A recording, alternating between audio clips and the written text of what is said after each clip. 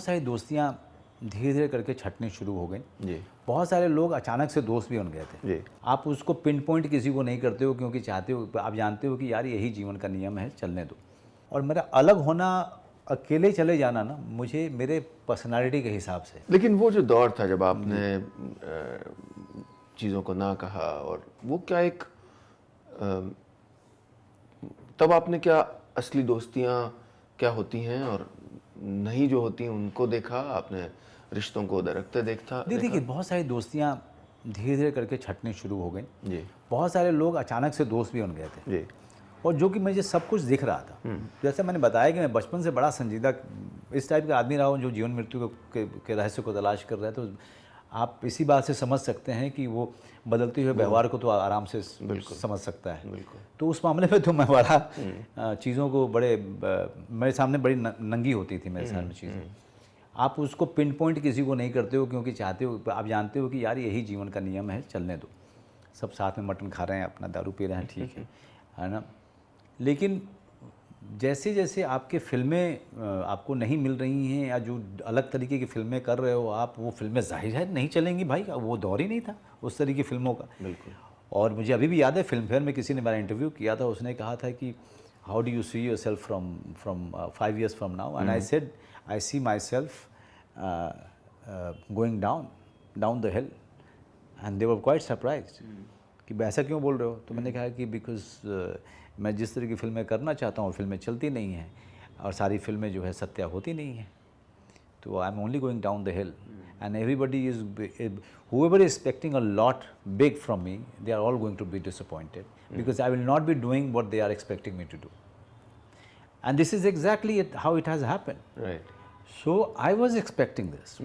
After 7 years, I went down the hill completely. जी उसमें बहुत सारी चीज़ें भी हैं, उसमें बहुत सारी दोस्तियाँ, बहुत सारे लोगों को जिनको मैंने सोचा था कि ये ग्रुप के लोग हैं, सब साथ में बढ़ेंगे, सब बिखरे भी। मैं दोस्तियाँ टूटी? मेरी तरफ से तो बिल्कुल नहीं टूटी थी। अच्छा। जनाब लेकिन मैंने देखना शुरू किया बदलते व्यवहार को, तो मैंने दूरी बना ली क्योंकि जिस तरह का व्यक्तित्व मेरा रहा है कि मैं देखता हूँ कि अच्छा ये यहाँ से दूसरी तरफ जा रहा है, तो मैं शुरू में ही मैंने आपको कहा था कि भैया मैं अलग हो जाता हूँ। जी। और मेरा अलग होना, अकेले चले जाना ना, मुझे मेरे पर्सनालिटी के हिसाब से है ना। अपना रास्ता खुद बनाना। नहीं मतलब मैं अकेले रहने में तो अच्छा ही लगता है मुझे। वो तो उनको सब गए और फिर इधर मेरा करियर डाउन हुआ और उसके बाद सब के सब गायब, everybody. And whenever and some of them became very successful, Right. and most of those guys I could never. What really surprised me कि till now they don't recognize the fact that Manoj Bajpayee has supported them in reaching where they reached. You know, तो सलीम साहब का interview देख रहा था आपका, उसमें एक बड़ी अच्छी बात कही उन्होंने, शायद आपके इंटरव्यू में या किसके इंटरव्यू में उन्होंने कहा था कि देखो जो शुक्रगुजार जो आदमी है उससे ज़्यादा तमीज़ वाला आदमी कोई नहीं है, क्योंकि मैं शुक्रगुजारी मांग नहीं रहा हूँ, वो खुद हो रहा है, तो वो बहुत तमीज़ वाला है ना। कहीं ना कहीं आपके एक छोटे से योगदान को रिकग्नाइज़ कर रहा है अपने जीवन में। लेकिन जो शुक्रगुजार नहीं है उससे ज़्यादा जलील इंसान भी कोई नहीं है, क्योंकि वो ये समझ रहा है कि जो भी हुआ उसके साथ अच्छा उसने खुद ने किया और किसी का योगदान नहीं है। तो मैं सिर्फ देखता था और फिर कहता था ठीक है, दैट्स वेरी गुड। तकलीफ होती नहीं, फिर आप देखिए तकलीफ तब होगी जब आप एक्सपेक्ट करते हो, लेकिन जब आप गाहे बेगाहे आपकी नज़र पड़ गई किसी के इंटरव्यू पे और किसी का, और वो रिकग्नाइज नहीं करे। अब मैं अगर रिकग्नाइज नहीं करूँ कि तिग्मांशु धूलिया मुझे शेखर कपूर के पास लेके गया था, तो मुझसे बड़ा जलील इंसान कोई हो ही नहीं सकता है। भाई वही लेके गया था, ये सत्य है। शेखर कपूर की फिल्म में मैं था, राम गोपाल वर्मा ने मुझे वो रोल नहीं दिया होता तो मैं कहीं नहीं होता, शायद ये पूरा मूवमेंट नहीं होता। तो अगर मैं इसको रिकग्नाइज नहीं करूँ तो मुझसे बड़ा जलील इंसान कोई नहीं हो सकता है, क्योंकि अकेले तो आप कुछ भी नहीं उखाड़ सकते हैं। ये तो मतलब जग जाहिर बात है। नहीं, हम सब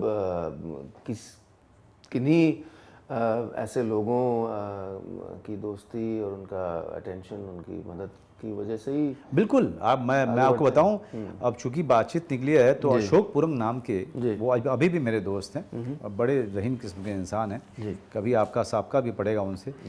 वो साहब आते थे मेरे कमरे में दिल्ली में, और मेरे भाई को ना, तब तक मेरा भाई मुझको लेके आ गया था, मैं वो अपना कुछ स्टडी वगैरह कर रहा था, तो आते थे और कहते थे कि ये 600 रुपया है, ये मनोज से मैंने कर्जा लिया था, दे देना।